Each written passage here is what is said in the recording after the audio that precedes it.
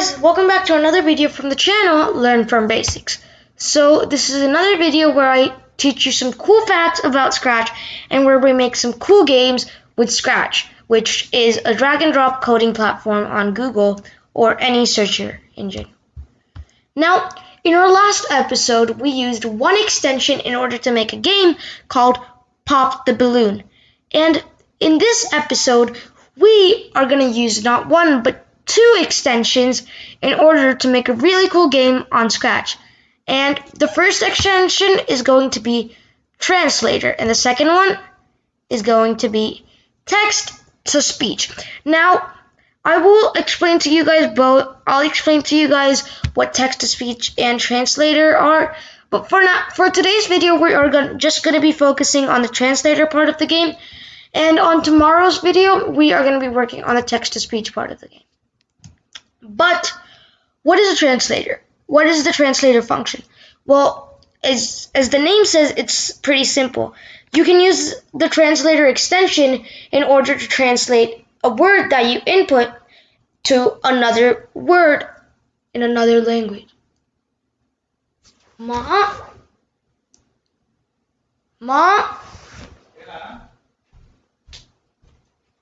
ఏదో సౌండ్ వస్తుంది. ఏదో సౌండ్ అది కాదు, ఏదో ఆటం ట్రై చేసి ఒకసారి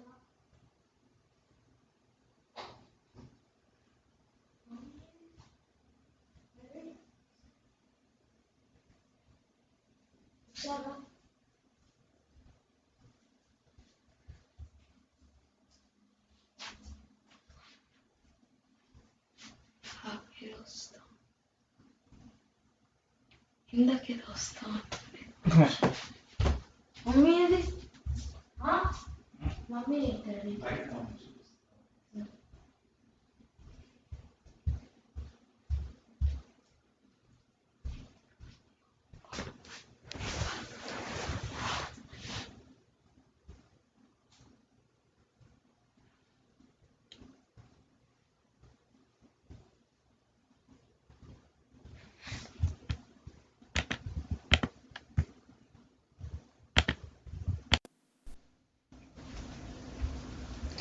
Hey guys, welcome back to another video from the channel Learn from Basics. This is Joe here, and this is another video where I teach you some cool stuff about Scratch and where I make some cool games in Scratch. And yeah, so in our last video in this series, we learned how to make an awesome game with an extension called video sensing. But in today's video, we are going to make a game with two extensions. And those two extensions are a translator and text to speech. Now, I am going to explain what both of these are, but for today's video, we are going to focus on translator. But in tomorrow's video, we are going to do text to speech. But translator.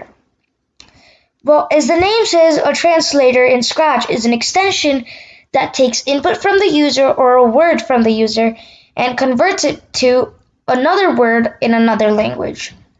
Now, first I want to show you guys how this game looks like and how it works. Now this is an example of the game I made. So you click on the green button and it asks you a word. I'm going to say hello. And I think the language I choose was French. Bonjour.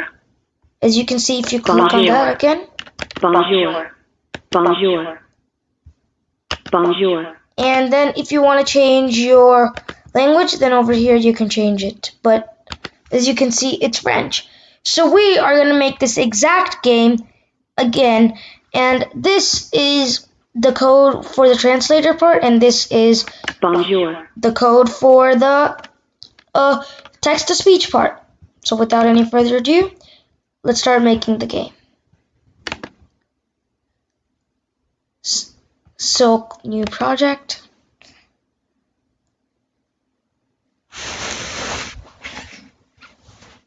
And now we have a new project.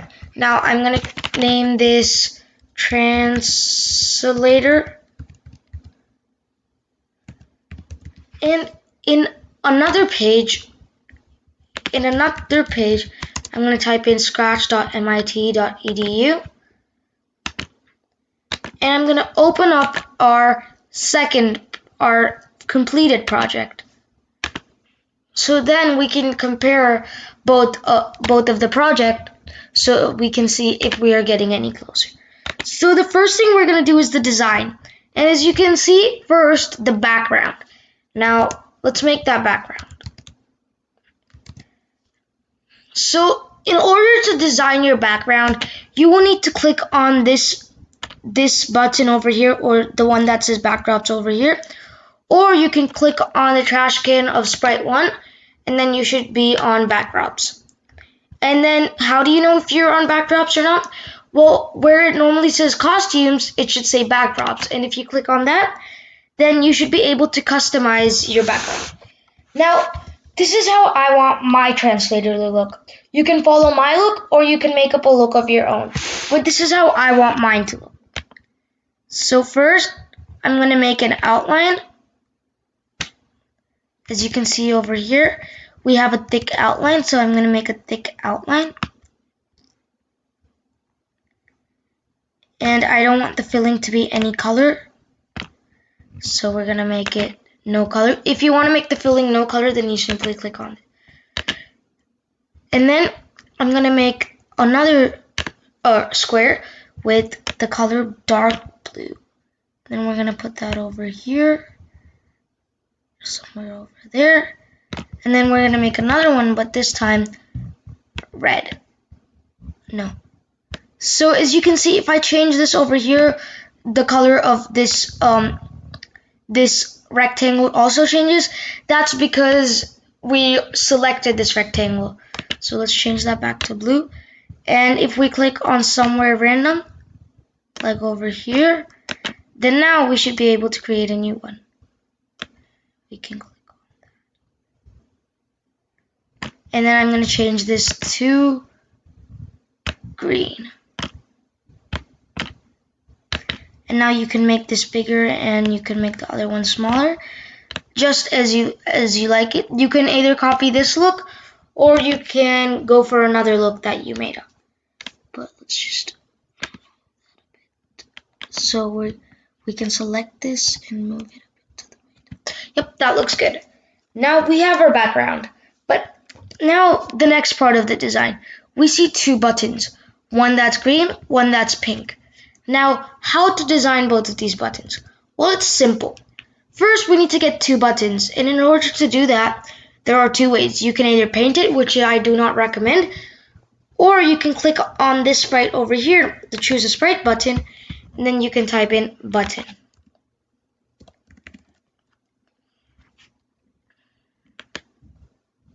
It should take a while to load, but as you can see, if you type in button over here, you have some buttons. And now I would recommend choosing any of these three buttons, and mainly this one, but you can choose any of these. But just make sure you don't choose both of these buttons. I'm going to choose button 1, and we're going to place button 1 over here. Now, to design its color, I want button 1 to be blue. So in order to get it to blue, first we have to look at the green button. As you can see, there's a light shade of green in the center and a dark shade of green on the out. And that's a gradient. And we can achieve a gradient if we click on the bucket sign and then go to fill. And then over here there are 4 types of colors and 3 gradients. If we choose the circle gradient and make one, if for example I'm doing blue, so one could be light blue,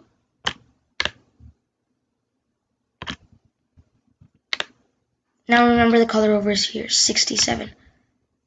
A lighter blue, maybe 54. A lighter blue, and then the outside is going to be a dark blue. So we're going to make it 54. 4. And then we're going to make it a darker blue. And now as you can see, we kind of have a realistic inside part, but now to do the outside. Now as you can see on the outside, we have a darker blue on this and a lighter blue over here. So all we're going to do is go to the left to right gradient, and then we should be good. Now as you can see,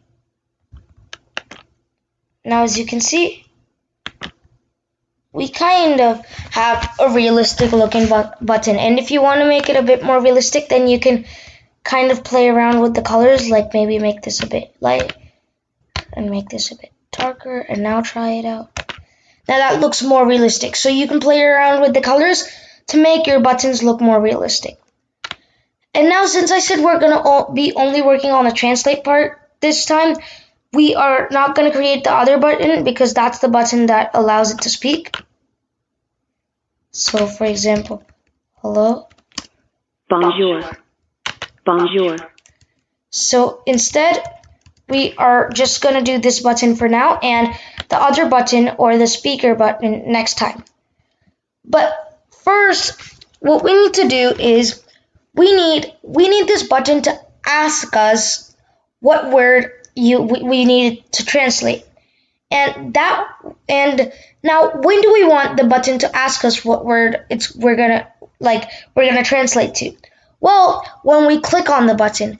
And in order to tell the computer that when I click on this button, I want this button to ask me what word should I translate, we go to events, and there's this block called when the sprite click. And what this block basically tells you is that whenever this sprite or whenever this button is clicked, whatever code under here should run. Now, what were our requirements when we click this button? Well, the computer is supposed to ask us a question. So we're going to go to sensing, and as you can see, there's a block called ask what's your name and wait. But instead of ask what's your name, we're going to do ask what word do you want to translate. And now as you can see, when I click on this, it asks me what word do you want to translate. Hi, my name is Joe.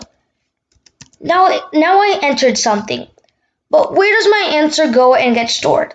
Where does my answer that I typed in here go and get stored? Shouldn't it be stored in a container? Well, exactly. It is indeed stored in a container, but instead of container, it's stored in a variable.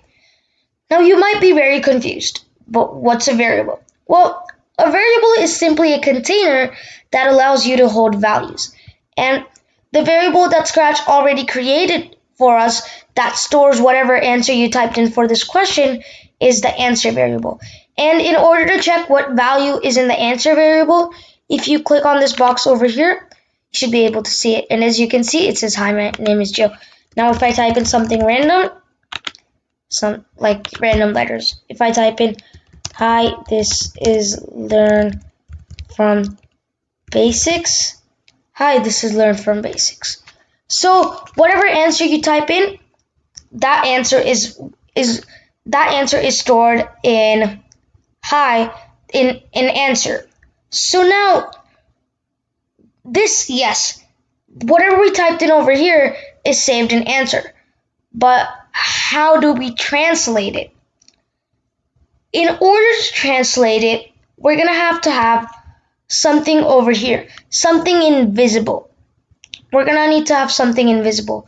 And in order to make something invisible, we just have to create a new sprite and give it no design, give it no costume. You just simply go to code. And now what we want to do is whenever we click on the button and we enter the value, we want this sprite over here to tell us the translated version of that word. Now in order to do that, after we say ask what word you want to translate, after we ask the user what word he wants to translate, button 1 is going to send a message called message 1, or it's going to broadcast a message to each sprite or only sprite 1. And then when sprite 1 receives this message, or when I receive message 1, we're going to code it so it translates whatever word we entered into whatever language we wanted. Now, when I broadcast message 1 means it's basically that whatever sprite has broadcast message 1 sends message 1 to each and every sprite on the project. And if one of the sprites have when I receive message 1 or when I receive that message, then whatever code's under that block is run. Now, as I said, after it asks us after it asks us what word we want to translate, it's going to broadcast message 1. And when we receive message 1, we are going to tell the users what the translated form of the word is. And in order to tell the users what the translated form of the word is, we're going to say something. And that's exactly what's over here. We're going to say hello, but we're not going to say hello. We're going to tell them what the translated form of the word we just entered is. And in order to do that, we need to add an extension, and that extension is the translator. So in order to add an extension, you click on the Add Extensions button, and then you click on Translate. Now, as you can see, we have 2 blocks in Translate. And one of the block is Translate Hello to Catalan. Now we're going to go to where it says Say Hello, and instead of hello, we're going to put Translate Hello to Catalan. But what do we want to translate? We want to translate Hi, this is Learn from Basics. And where is Hi, this is Learn from Basics stored? Well, it's stored in answer. So we technically want to translate whatever value stored in answer. And in order to do that, we go to Sensing, and we drag this answer button, and we put it over here. And then we can choose whatever language we want. So I'm going to do French, but you can do any language you want. Now, as you can see, I click on this. Hi, this is Joe, and please subscribe to learn from basics. Now, Salet sest Joe et valus vas abenor learn from basics. So apparently that's how you say, hi, this is Joe, and please subscribe to learn from basics in French. Now, in our next video, we're going to add another button over here, which makes the computer pronounce the sentence. But just in case you want another phrase, I'm going to say soccer and football. I'm going to say hello, bonjour. So, as you can see, we made a translator that translates a word from English to French. And in our next video, we're gonna learn how to make the computer pronounce whatever words over here. But for now, that's all, guys. Thank you for watching. Don't forget to like, share, and subscribe. See you guys in the next one. Bye bye.